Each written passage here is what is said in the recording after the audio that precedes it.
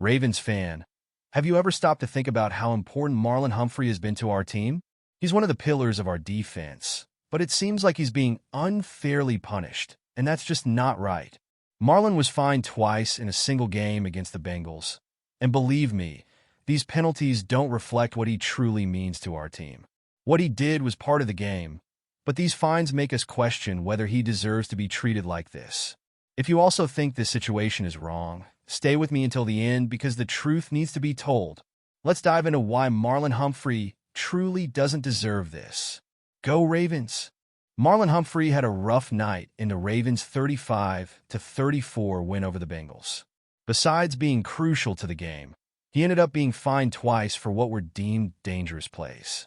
The first fine, of $22,511, was for using his helmet recklessly during a play in the third quarter.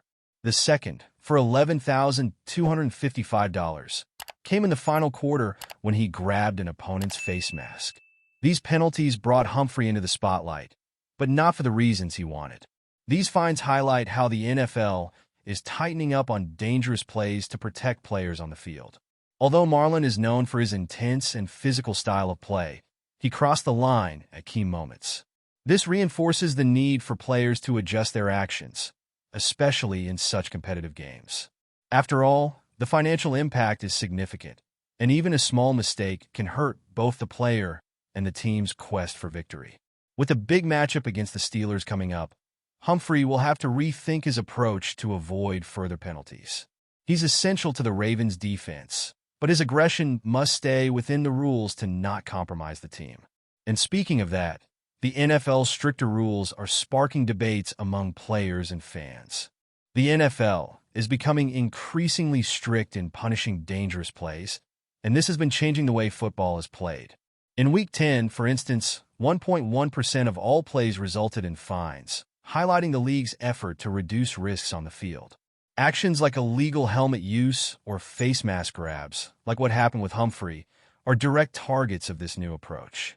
The goal is simple: protect the players and make the game safer, even if it stirs up some controversy. However, this strictness divides opinions among athletes and fans. Many understand the importance of preventing serious injuries, but others argue that some fines are too harsh and disrupt the competitive spirit of the sport. For the Ravens, this has sparked debates about finding the balance between intensity and discipline on the field. With players being fined for routine football actions, the question arises: how far will this change go? With the big game against the Steelers coming up, Humphrey will have to rethink his approach to avoid further penalties. He's essential for the Ravens' defense, but his aggression must remain within the rules to not hurt the team. And you, fan, do you think these penalties are over the top, or do they make sense for protecting the players? Drop your thoughts in the comments. Let's discuss it. And speaking of strict rules, they are really stirring up conversations between players and fans. It wasn't just Marlon Humphrey who had issues with the rules in the Ravens' victory over the Bengals. Another defensive player, defensive tackle Travis Jones, also received a fine for an improper play.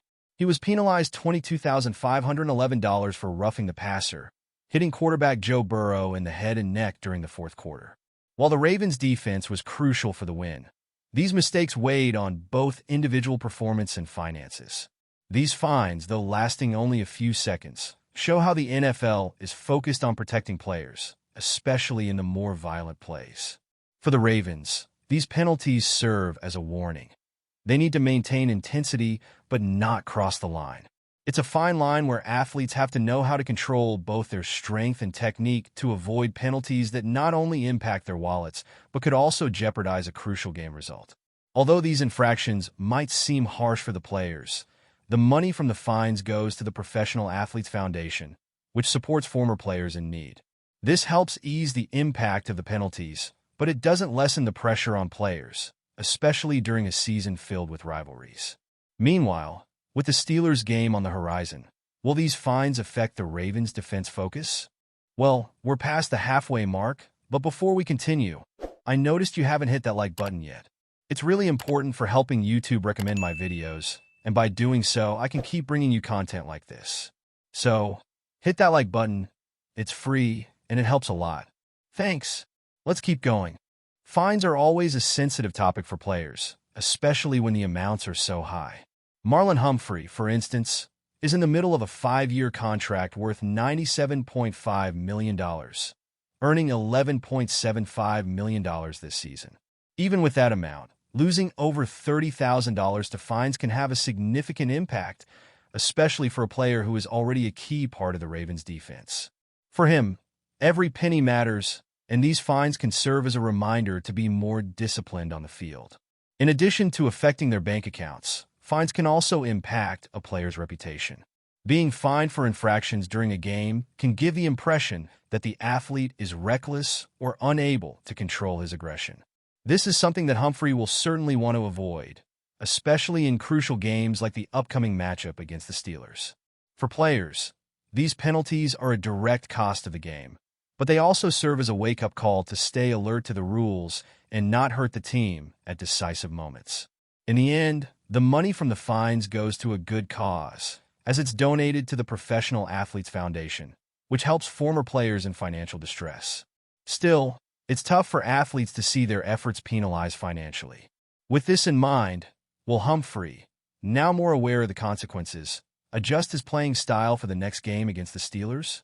The big challenge for the Ravens now is focusing on preparation for the Steelers match. With the defense needing to adjust its intensity, players like Marlon Humphrey and Travis Jones will have to make sure their actions on the field stay within the rules to avoid further fines. The Classic against the Steelers is always a tense game where every mistake counts, and penalties can be costly. It's a fierce rivalry, and any lapse in attention could mean the difference between victory and defeat. Beyond the fines, the Ravens' focus will be crucial. The team has shown strength, but the mistakes made against the Bengals should serve as a lesson. To beat the Steelers, the defense will need to be aggressive, but not go over the line of discipline. Marlon Humphrey, as the leader of the secondary, will have to show that he's learned from his fines and is ready to be decisive when it counts.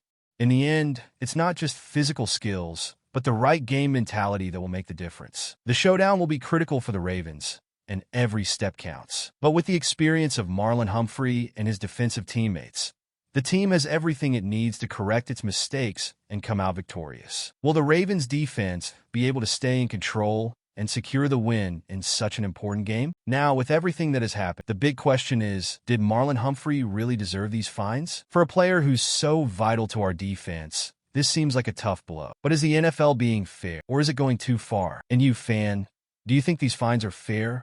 Or are they exaggerated? Drop your thoughts in the comments. Let's discuss this. After all, we need to know if our defense, led by Humphrey, will adjust and shine in the next big game, the Steelers. Will the intensity of the game be affected by these fines? Let's wait and see.